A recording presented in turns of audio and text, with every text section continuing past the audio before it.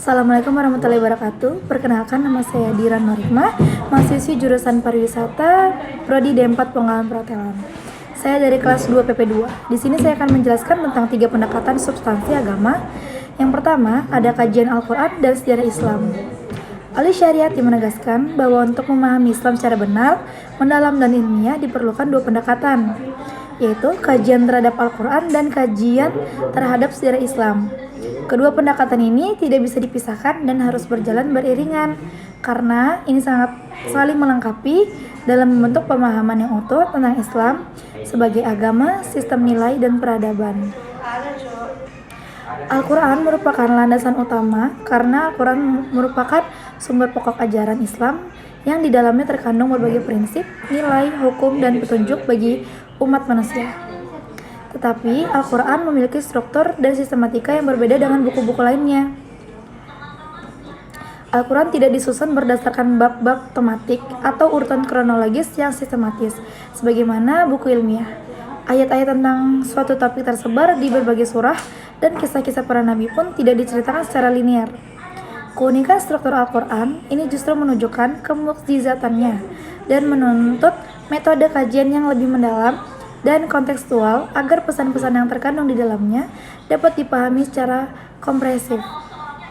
Yang kedua, kajian terhadap sejarah Islam juga sangat penting karena sejarah mencerminkan bagaimana ajaran Al-Quran diterapkan secara nyata dalam kehidupan umat Islam dari masa ke masa, dimulai dari masa Nabi Muhammad SAW, para sahabat, hingga perkembangan Islam di berbagai belahan dunia.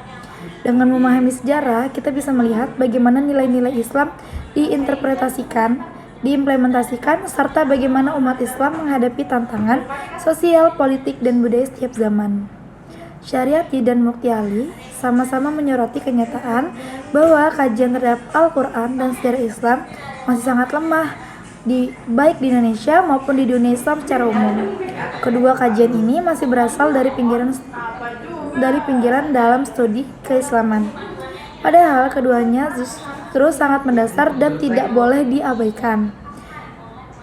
Ketidaktahuan atau pemahaman dangkal terhadap kedua aspek ini berakibat pada penyimpangan, kesalahpahaman, bahkan penyalahgunaan ajaran Islam dalam kehidupan sosial dan politik.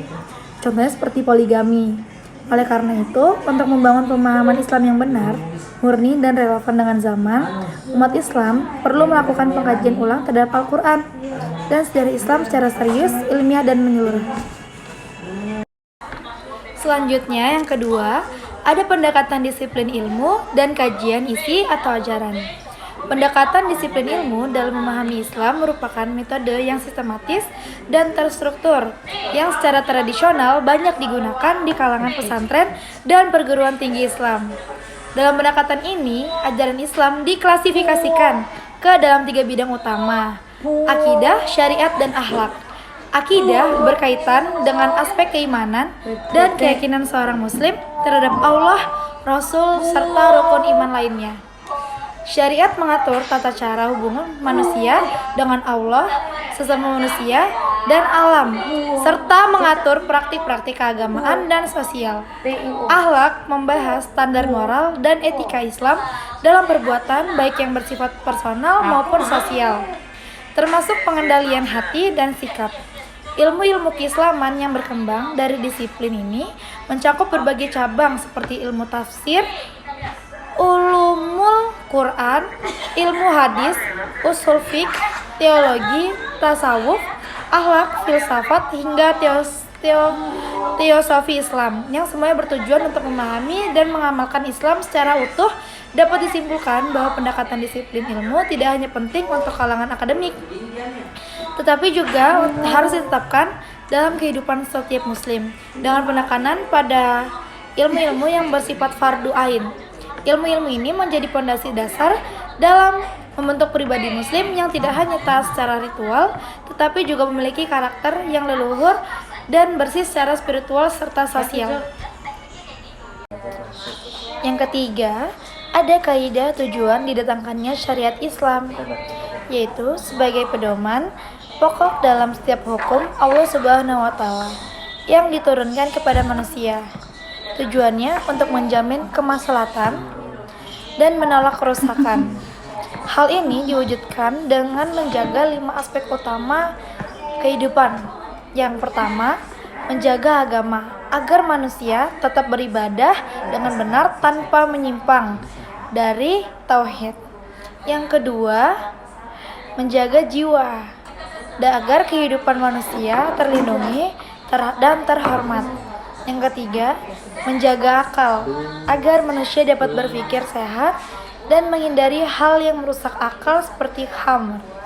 Yang keempat, menjaga keturunan agar setiap generasi tetap terjaga melalui aturan pernikahan yang sah dan larangan zina. Yang kelima, menjaga harta agar kepemilikan terlindungi serta terhindar dari pencurian dan perampasan. Dengan ini, seluruh syariat Islam pada dasarnya diturunkan untuk kemaslahatan umat manusia di dunia dan kebahagiaan di akhirat.